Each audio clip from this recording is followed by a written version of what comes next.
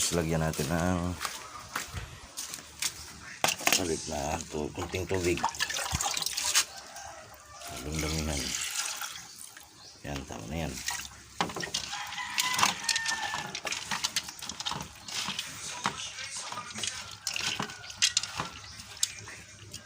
Pasok na yan. Lagyan natin pagkain.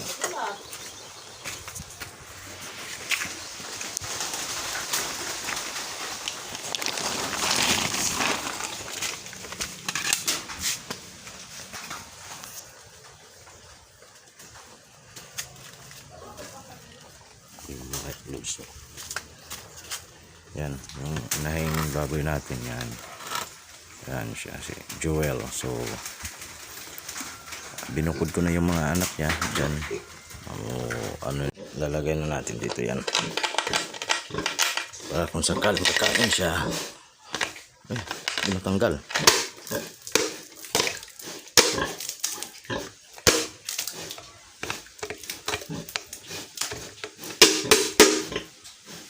Sakaling kakain siya, andyan lang yan. So lagyan natin ito na maliit na tubig para maano.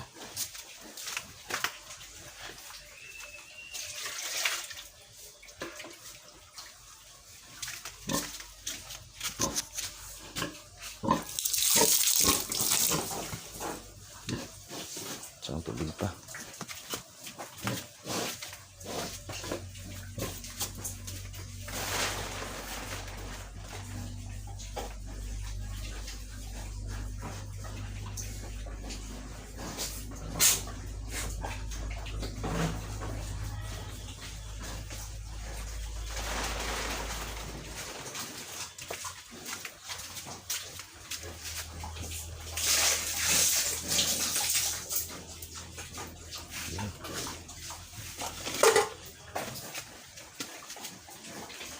Kumain siya. So, ganyan lang ako magano mga lods, magpakain ng magpurga ng aking inahing baboy. Alis ang liit ng kamay ko. Ayun, takas niya kumain. Hindi niya alam may gamot niyan para pamurga. Ubusin mo yan. Okay. Ubusin mo yan, Joel.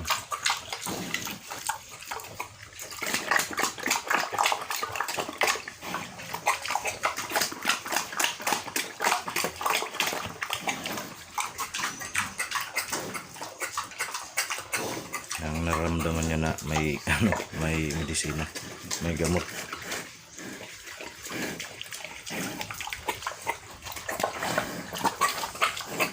So ganyan lang magpurga mag-lodge ng aking inahing baboy. So pinurga ko siya kasi nga 3 araw na mula nung hiniwalay ko yung mga biik niya.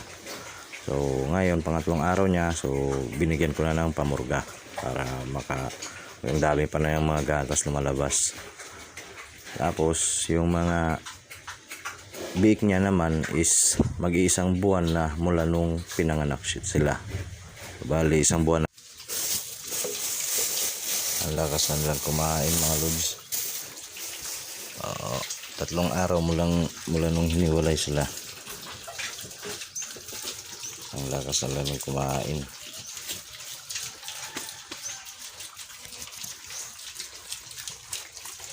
Yan. Kain lang kayo.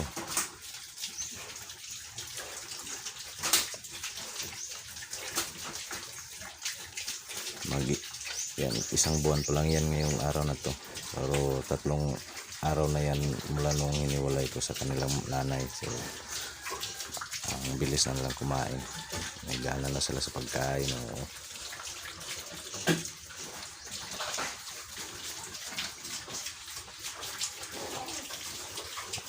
Kaya ang lulusog nila.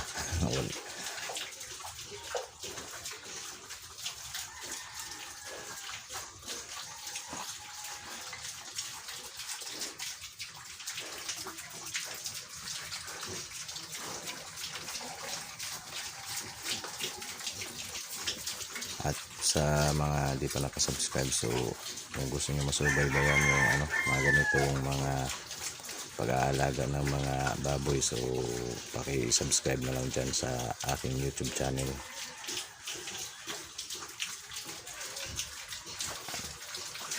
Yung nanay nila dito, pupurgahin ko sana kaso tanghali na, bukas na lang ng umaga. Tamang tama ito pagpurga bukas ng umaga kasi walang laman yung tiyan niya. Ang lakas na kumain dun.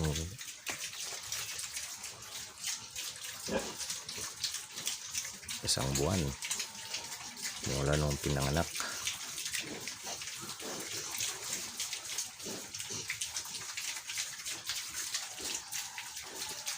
So